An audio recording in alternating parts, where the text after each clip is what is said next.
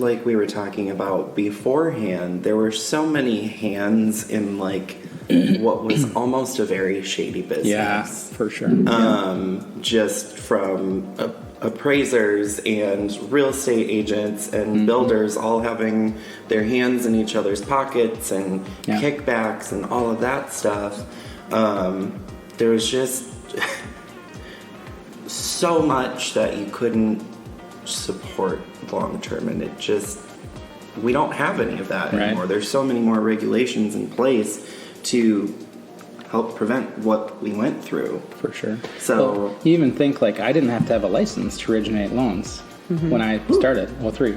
Like, there's, in other words, there's no laws. There's no regulation. There's no education. It's just go work at a company and learn how to do the business. You know? Right.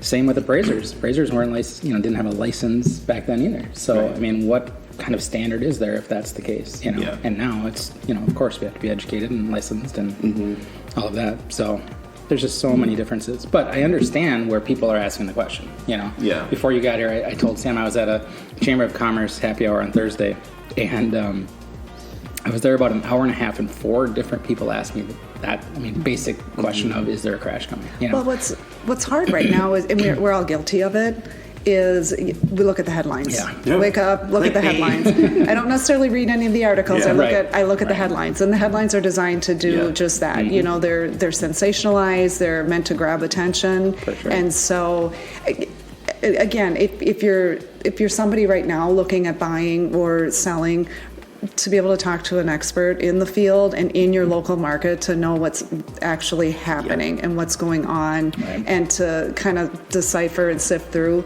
that fact from fiction. Because again, the headlines can read one way and you get into it and it's completely different. Right. I'm very guilty of, when you said that last week of that salesman, I'm like, you're talking directly to me right now. Oh, we're all guilty of that. I was like, oh my God, like my head down in shame. Read the headline, assume what it says. That's how they make money. I mean, that's what makes the world go around, I guess. But the thing that I keep coming back to is posing the question. When I get the question, I just throw it back on them and, well, how do you think that it could crash?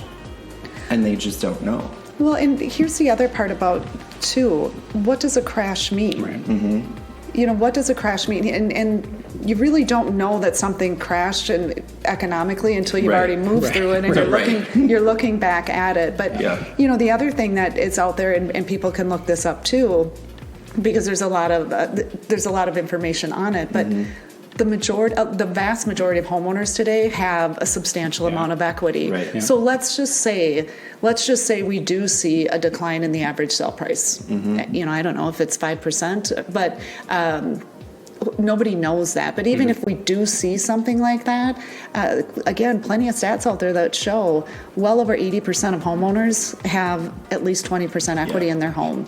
So that's significant. So even if there was a drop, unless you're selling, and even if you are selling, you're still going to sell and have equity in that position. If you're a buyer right now, and I realize interest rates, what are that, Shane? 5.5 roughly. Yeah, and so you look at that compared to where we were at, and that's a big jump. But historically speaking, I mean, I can remember, I'm dating myself, but I can remember my first home, and it was over 8% in FHA mortgage. So historically speaking, you have to keep that in context. And so one of the things I have said to people, if they're really wanting to buy right now, there's a chance that interest rates could continue to go up. So now is the time to take advantage of that 5.5 interest rate.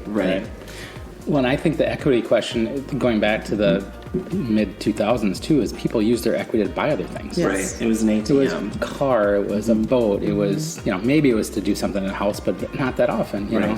And now it doesn't seem to me that buyers or owners are doing that.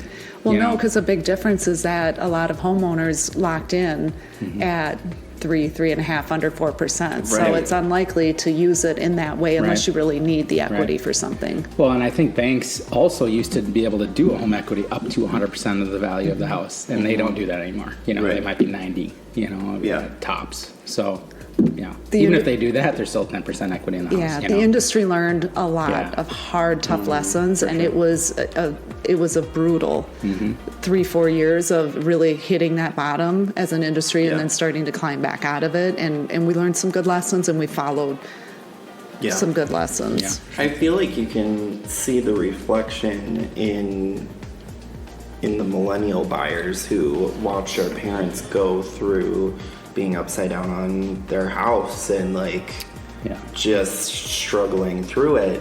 And now you have the millennial buyers that are coming in not asking what's my max that I qualified for, more so the smart thing, this is what fits in my budget, how can we make this work, what does that qualify me for, which is a much more smart way to go about it, because I mean, if we do see this big recession, well, if you can afford that payment and you keep your job at what it is, you'll be fine. You'll be fine. Well, and that's why I think you and I have talked a lot about everybody's hyper focused on the rates too. It's like, well, let's get away from you're not making a check out for your rate, make a check out for your payment. So let's get to the point of the payment and then adjust your price accordingly. You know? Some people might have had to make adjustments with their price in the market the way it's gone, but so be it. At least you're getting into something you're comfortable with. Well, now we're just getting back into buying down the rate too. Yeah, so for sure. I mean, you can still get the rate that you want. I mean, especially if you're selling too. For sure. You have a lot of money to work with, and if you want to get that rate down, I mean, it's going to be easy to do that. Maybe if you're a first-time home buyer, you won't have that luxury. But again, going back to, well, let's just focus on the payment. What does that look like for you?